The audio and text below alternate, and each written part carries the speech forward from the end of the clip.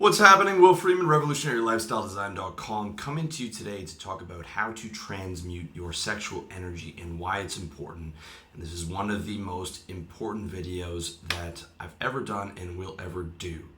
So this is a two-part series. In part one, I'm going to tell you the problem with ejaculation, the transmutation solution, what you'll notice, and the levels of ejaculation. And then in part two, I'm going to get to porn, how to do energy work, as well as my experience. You might have heard a little bit about this if you've read Napoleon Hill. You might have heard about it if you've watched my videos on tantric and carezza sex. But I wanted to give you something more in depth.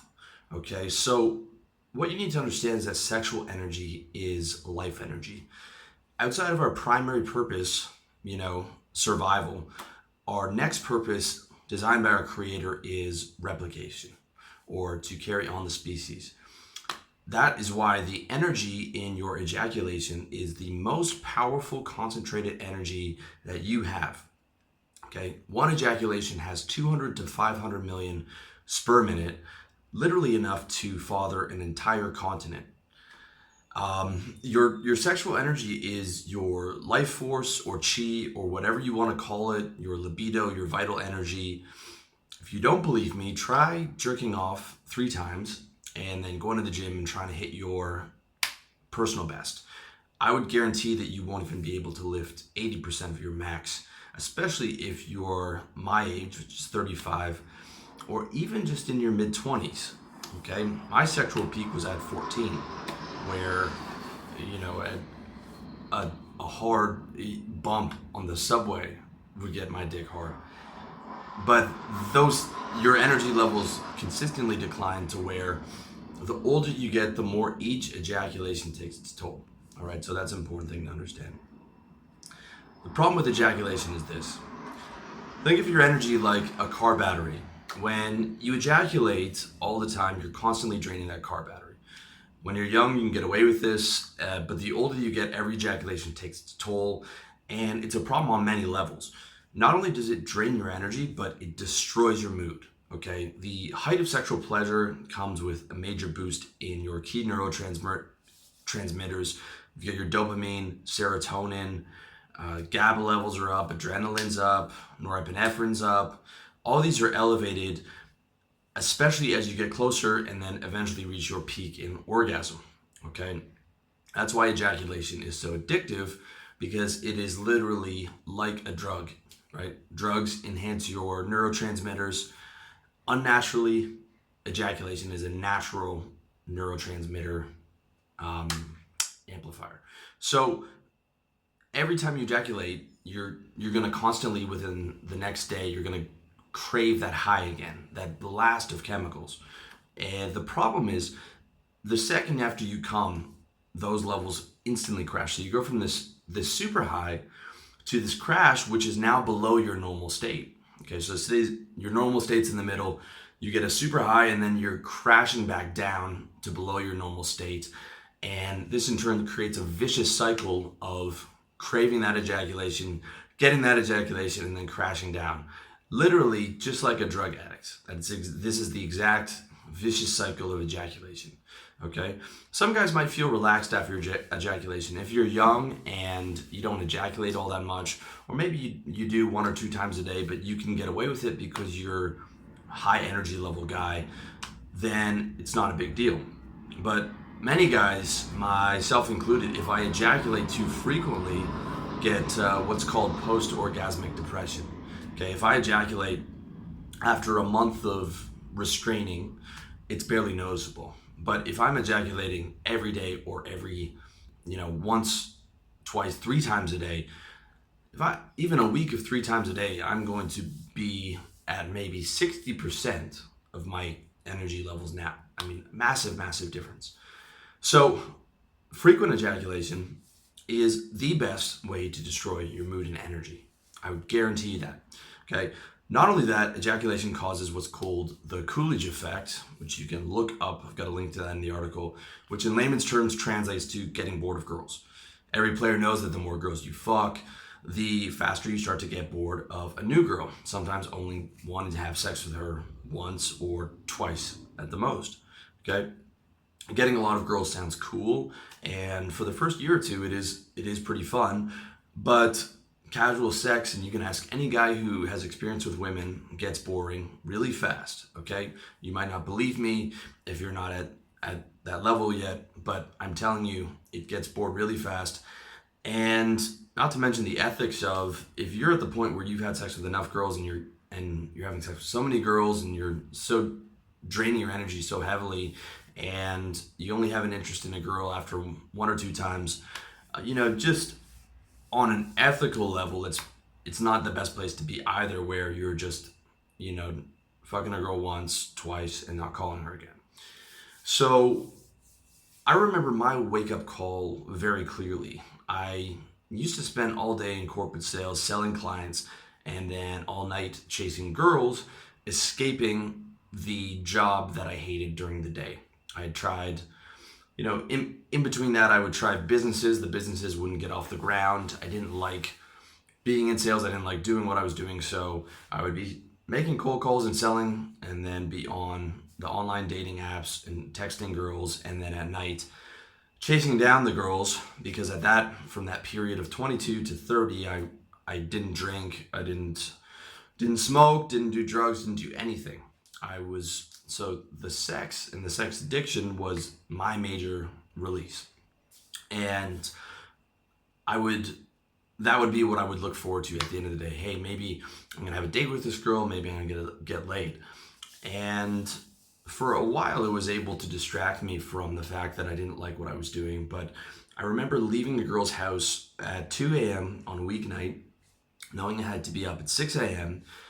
to sell all day and to be in a high energy state to communicate that to clients, at a job that I hated, and my cell phone battery died, and there were no cabs waiting, and it's minus 40 degree Canadian winter, which in Fahrenheit is insanely cold. I had to wait outside for a bus, which we called the Vomit Comet bus, with a bunch of drunk, degenerate kids and homeless people, and waiting for that for an hour ride bus long home. Bleary-eyed, exhausted, drained. I mean, I was seeing 3 or 4 girls a week at that time, not to mention masturbating. And all I wanted to do was just get back home in my bed. And I realized at that point that I needed to make a change. The entire life, nothing that I was doing in my life was satisfying at that point. Not the job, and then the girls were, instead of amplifying my life, it was draining me to the point of bleary-eyed exhaustion every day. So I knew I had to make a change. And I realized that part of the reason those businesses failed was because I was still wasting all my energy, or wasting a lot of my energy, chasing down girls. And it's part of why I tell you guys, yes, you can read my stuff on casual sex, and there is a period of your life where, that can be a fun thing to do. But it's very important to be able to transition out of that once you see what it really is, and to be able to use that energy and transmute it into your business, into the gym, into getting your diet on point, into creating positive mindsets, which I call the transmutation solution. Okay, it's the solution to the problem of frequent ejaculation, which drains your energy and mood. The key to solving the problem is transmutation, or what that means is redirecting your sexual energy. Okay, I'm not talking about suppressing it. I'm not talking about pretending like you don't desire women. I'm not talking about anything like that. I'm talking about your sexual energy is your most vital energy, but it's also a lower level, lower vibration type of energy. And I'm just using this as a metaphor. It's about being able to transmute that up into higher energy, into more loving relationships, and into using that concentrated energy to succeed in business and the gym and all the other good things in life. Okay. And I'm telling you, you might not believe me. You might, I might not have believed this if I was listening to it at 25. If non-ejaculation was a pill, it would be the most profitable pill on the planet. It would be the most profitable drug on the planet, and it would be the only drug that could be presented without side effects. Okay, there are no side effects to not ejaculate. If you have an interest in greatness, in building something beyond yourself, in terms of raising your quality of life, transmuting your sexual energy is essential. Okay? The automobile, the electric bulb, the refrigerator, the smartphone, and the very internet that I am communicating this video and audio to you on exist because one man transmuted his sexual energy. All those inventions existed because one man was able to transmute that energy and focus it into building something great that changed the way that we live on a massive scale. Okay, we would still be living in darkness if Thomas Edison had been staying up until 2 a.m. at night chasing down sixes in the club. Okay, you would not be reading the articles that I write or the videos or any videos. Okay, because people didn't have electric light bulbs in their house until 1925 or 1935. All right, they were still working with candlelight. Okay, if Thomas Edison had been running around doing what I did in my early 20s and what a lot of my friends are doing, and maybe what a lot of you guys are doing, we would be still living in dark. Okay, that's just the result of one guy's transmutation. All right. Unfortunately, most guys can't get it together. Okay, I think if I could name the top 5 things holding guys back, I would put not being able to transmute their sexual energy is in there as the top 5. Okay, if they're not chasing down girls when they're younger in the club, they are, as they start to get to my age in the 30s or in their 40s, they're hanging out in the basement while the girlfriend or the wife is upstairs jerking off to pixels on the screen and not being able to regenerate and recirculate any of that energy. And a lot of that keeps them in mediocrity. Okay, between that and not having a great diet and not exercising, those 3 factors will keep the guy in a low energy state. And when you're in a low energy state, when you consistently live in a low energy state, your life is going to be consistently mediocre. It is impossible to have any type of, major success if you're low energy. It really is. Napoleon Hill devotes an entire chapter to this in his excellent book, Think and Grow Rich, where he explains the phenomenon this way. This orgy of indulgence may account for the shortage of great leaders. No man can avail himself of the forces of creative imagination while dissipating them, which is a much more eloquent way of explaining the same concept that I'm trying to explain to you. He has an entire chapter on sexual transmutation, which I highly suggest you check out.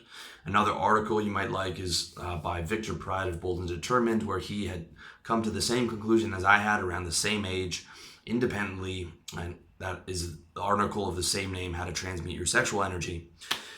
If that's not enough motivation for you, think of it from the perspective of a player. Okay, so we're talking about business and feeling better and mood and energy and all that, but think of it from a perspective of you as a guy who wants to be able to create happy, healthy relationships with women. Okay, if you can't control your dick, some girl is always going to be controlling you with it. She's going to be dragging you around by your dick, all right? Even if it's not the girl you're with, it's going to be the next girl that you're trying to get. So when I was in my active stage of being a player and I didn't have a girlfriend, I thought, well, none of these girls are controlling me. And maybe the girl that I was seeing wasn't controlling me, but the next one was, because I was spending all my time trying to chase down the next one. Okay.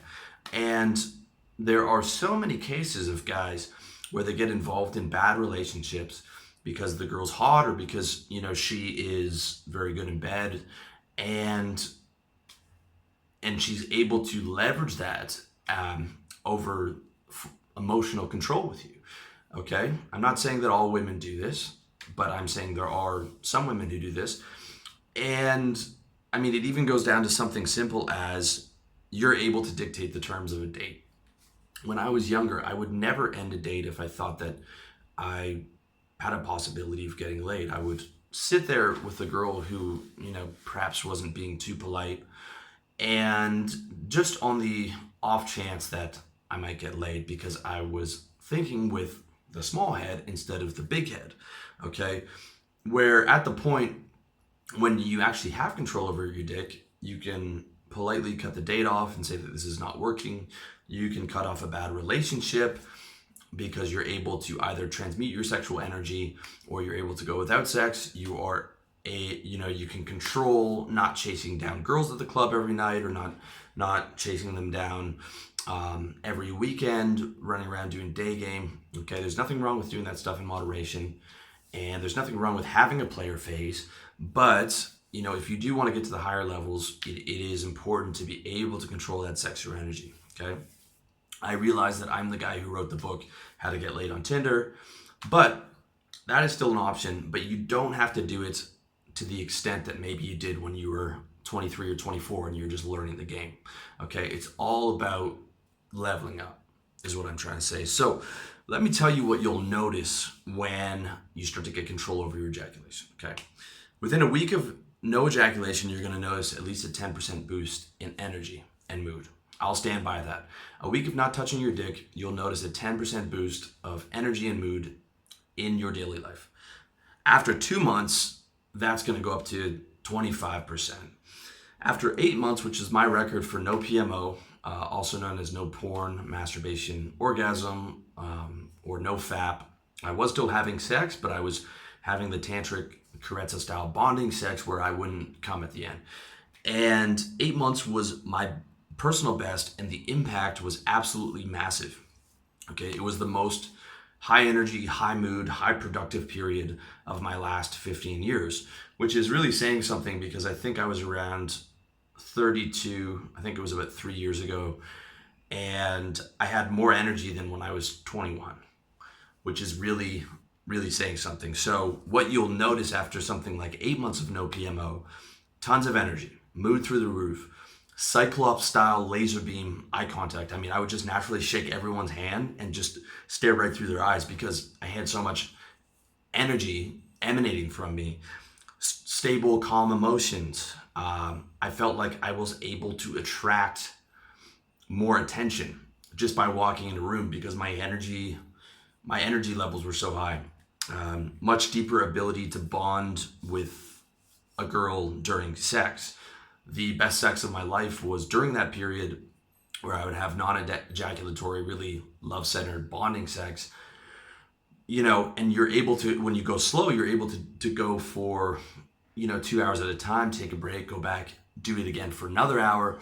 As long as you're going slow and not going too fast and risking ejaculation, you have so much sexual energy that you're just able to do that. And I would just generate these incredibly blissful states with the girl that I was seeing at the time. After sex, there would be no dopamine crash or Coolidge effect. So the girl that I cared about, instead of ejaculating and wanting her to go home so I could go to sleep, I would have sex and feel as strong or stronger than that, and could cuddle with her and not lose any of the good feelings that I had with her after sex. Massive increase in focus in both my business and personal goals. I was doing sales full-time and RLD full-time, 8 hours, 9 hours a day of hardcore corporate sales. Before that, I would work out. And then after that, I would do RLD until I fell asleep working on it in my bed every night. Up at 6, in bed by 12, working nonstop sales, get home, RLD. Way better workouts. I was beating my personal best consistently because, again, energy levels, concentration levels. And I noticed a real pride in having control over my dick when I would see, when you see all these guys running around and getting themselves involved in bad relationships and all these things, it gives you a sense of pride. Like, I've mastered that level. I've beaten that particular level in the game of life. Okay. Speaking of levels, I want to get to you what the levels of ejaculation are. Okay. So a lot of what I'm saying is like, all right, I get it. 8 months of no PMO sounds pretty hardcore. And to me, it still is. I haven't been able to duplicate that again. Okay. There are levels to it. And at any given time, I'm varying above the middle to the top. Okay. So the lower 3 levels, I'm I've got handled, but I'll still vary between the middle levels all the way to the top, with my record being 8 months of no porn, masturbation, orgasm. So level number 1 is indiscriminate ejaculation. That's just jerking off 3 times a day and ejaculating. Level 2 is awareness that ejaculation drains your energy. So if you only take away one thing from this video, you can take away this. The fact that when you go through your reference points and you start becoming aware, you'll realize that that if you care about your mood and your energy, ejaculation drains that. If you can only take that point away, then I've done my job in this video. Level 3, ejaculating twice per week.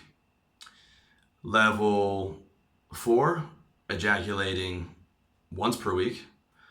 Level 5, ejaculating once per month. Level 6, not ejaculating at all. Level 7 is not ejaculating and recirculating your energy into Karetsa tantric style bonding sex with a woman that you care about. Again, you can watch my video on how to do that. And level 8 is using that extra energy to succeed in the gym and in your mission. And I'm not just talking about using it in a normal way. I'm talking about like using that to create something great. Okay. I think, you might not think so. I think my business that I'm talking to you now, I think it's great. I think, it's my mission. I would not have been able to create this if I hadn't learned how to harness my sexual energy. That's a fact. That's a fact. So I think that's the highest level, is using your sexual energy, all that vital essence, to create something great that you can share with the world. I mean, the light bulb, the internet. Steve Jobs wasn't running around, at the club hounding down girls, right? He was working 18 hours a day, I'm sure, creating the smartphone that we all get to enjoy and that I'm talking to you on right now. All right. So we're talking about the levels, but here's how you got to look at it. It's all about baby steps. It's all about, instead of perfection, let's just do better. Let's just do better than we were doing before. Okay, so aim to do the best you can. Aim to get just to the next level, okay? If you're indiscriminately ejaculating, just allow for the possibility that what I'm saying is that ejaculation drains your energy. If you allow for that, then just try and get that ejaculation down to twice per week. Then when you stabilize at that plateau, you move on to the next plateau when you're ready and comfortable to do it, okay? You also get a lot of benefit from checking out the NoFap communities. You can find a lot of them on Reddit. You can check out the No PMO communities. If you're struggling with porn addiction, you can check out the website yourbrainonporn.com, although I'm going to cover porn in part 2 and give you some strategies for that. And there's a lot of tactics and encouragement and a lot of methods out there to be able to help you. We're also going to get into some of my methods in part 2. The one thing that you might watch out for is in your first week or 2, you might have blue balls, or you might have really distracting sexual thoughts, and you think, man, I'm not going to be able to do this. The funny thing is, those actually get better over time. You start to realize, hey, I wasn't really addicted to sex. I'm addicted to the dopamine rush of ejaculation, just like a drug addict. And when I withdraw that drug, the cravings actually decrease. So instead of saying, oh my God, this first week is so hard, how am I ever going to do that? Think about it like this. The first week is the hardest part. It consistently gets better after that. Okay. Don't get me wrong. After a month in, it definitely gets better. You'll still have moments of you'll just be sitting calmly, and then you'll have an insane sexual craving. But after 45 seconds or whatever, if you go into the gym or doing some push-ups, it goes away. Okay. So keep that in mind, that it does get massively easier as time goes on. And you also feel way calmer. You actually don't have the same level of, these intrusive, consistent, gnawing, recurring sexual thoughts when you're able to control it. Those actually decrease, and it's like a habit, right? The more you consistently transmute that energy, the more your thoughts move away from that to focusing on creating a better lifestyle, okay? Now, again, whenever I'm doing no PMO, pure no PMO, I am still having sex. So that does negate a lot of the negative, you know, sexual thoughts that you might have, because you are able to recirculate that energy. And that's exactly what we're going to get into in part 2 of this video. So definitely stay tuned for that. And as always, check out the article on revolutionarylifestyledesign.com, because this is pretty in depth. I'm going to have everything you need for your reference points, as well as links to additional resources that will help. And thank you so much for watching. Wish you all the best in your personal development journey.